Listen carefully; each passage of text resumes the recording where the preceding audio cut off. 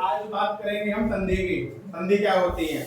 देखो, संधि का मतलब क्या है कि दो वर्णों के मेल से, जब दो वर्ण आपस में मिलते हैं उनके मेल से जो विकार, जो परिवर्तन उत्पन्न होता है, उस परिवर्तन को ही हम संधि कहते हैं।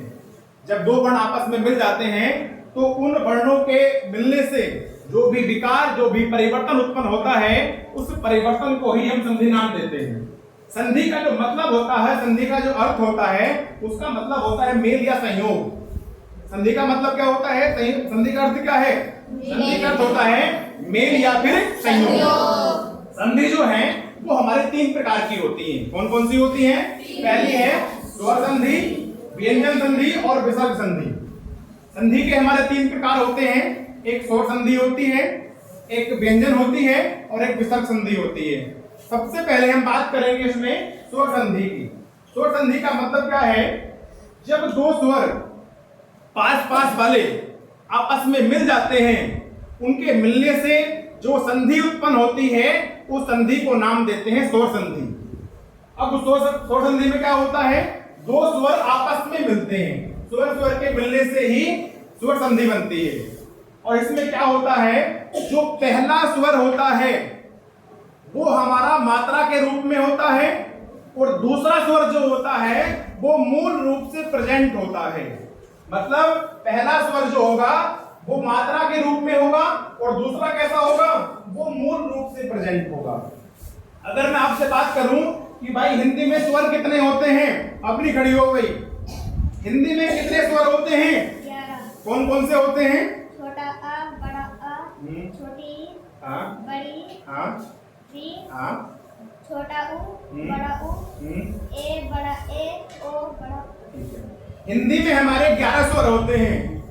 इनके मिलने से ही हमारी क्या होती है? स्वर संधि बनती है।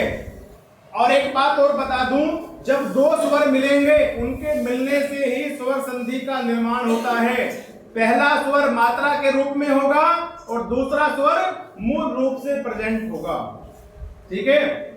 और स्वर संधि जो होती है वो हमारी 5 प्रकार की होती है। पहला प्रकार जो है इसमें वो हमारा दीर्घ संधि होता है, दूसरा हमारा यण होता है, तीसरा गुण, चौथा अयादि और पांचवा होता है वृद्धि। इस प्रकार से जो स्वर संधि होती है वो हमारी 5 प्रकार की होती है। भाई सबसे पहले बात करेंगे हम दीर्घ संधि की। तो दीर्घ में क्या होता है? जब समान स्वर आपस में मिलते हैं तो वो दीर्घ हो जाते हैं। जब ह्रस्व स्वर मतलब छोटे स्वर समान स्वर आपस में मिलते हैं तो वो दीर्घ हो जाते हैं। अगर ए और ए मिले तो आ हो जाएगा, अगर ए आ मिले तब भी आ हो जाएगा, आ मिले तब भी आ हो जाएगा। मतलब समान मिलने पर वो दीर्घ हो जाते हैं। क्या हो जाते हैं? दीर्घ। जैसे मैं आपसे बात करूं शब्द प्लस अर्थ, शब्द प्लस अर्थ। मैंने एक बात बताई थी आपको कि जो पहला स्वर होता है वो मात्रा के रूप में होता है। तो यहाँ पर शब्द दे में मतलब यहाँ पर ए मिला हो मात्रा के रूप में और एक ए ये वाला है, तो ए और ए क्या हो गया? आ। तो क्या मतलब बोलेंगे इसको? शब्दार। क्या बोलेंगे? शब्दार। राम प्लस अवतार मतलब यहाँ पर ए मिला और ए मिला, क्या हो गया? आ। क्या बोलेंगे इसको? राम अवतार। गीत प्लस आंजलि क्या हो जाएगा? गीतांजलि। अगर ए और आ की बात करूं तब भी क्या होगा हमारा? वो आ होगा। धर्म प्लस आत्मा, यहाँ पर ए होगा, ये आ है। ए और आ मिलकर क्या बनाएगा? आ। क्या बोलेंगे इसको? धर्मात्मा। क्या बोलेंगे? धर्मात्मा।